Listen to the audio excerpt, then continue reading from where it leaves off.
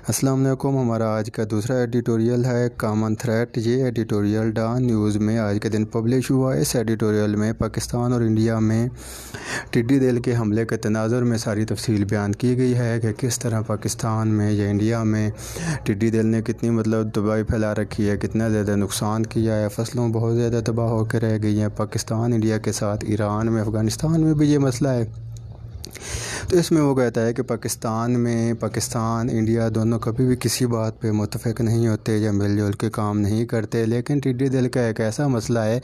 جس میں دونوں کو مل جل کے اپنے معاملات ٹھیک کرنے چاہیے یا مل جل کے چلنا چاہیے۔ اس میں کہتا ہے کہ the Pakistan India relationship continues on its rocky trajectory مطلب کہ فل آف پرابلم، ہمیشہ ہی حالات ٹھیک نہیں رہتے، ہمیشہ ہی کوئی نہ کوئی ان کے درمیان دشمنی کی کوئی نہ کوئی بات، دشمنی کا مسئلہ بنی رہتی ہے۔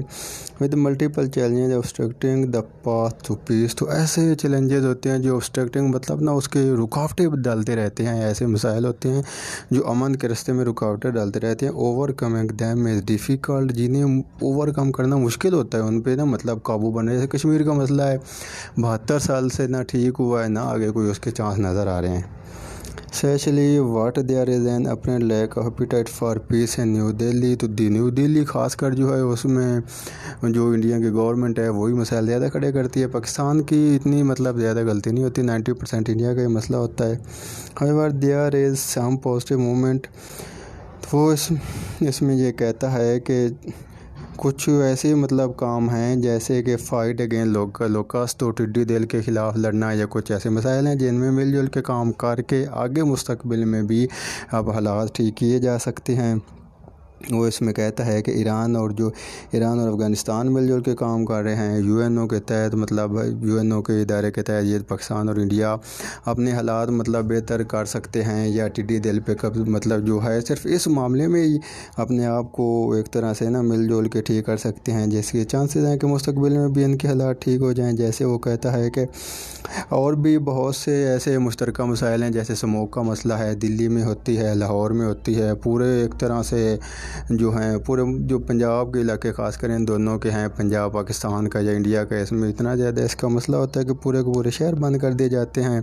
1 گھنٹہ سانس لینا، وہ سموک کا وہ ڈیفینیشن اس طرح کرتے ہیں کہ 1 گھنٹہ سانس لینا کھلی فضا میں 20 سگریٹ پینے کے برابر ہے، اتنا زیادہ ہوتا ہے۔ جیسے کووڈ-19 کا مسئلہ ہے، اس مسئلے پہ بھی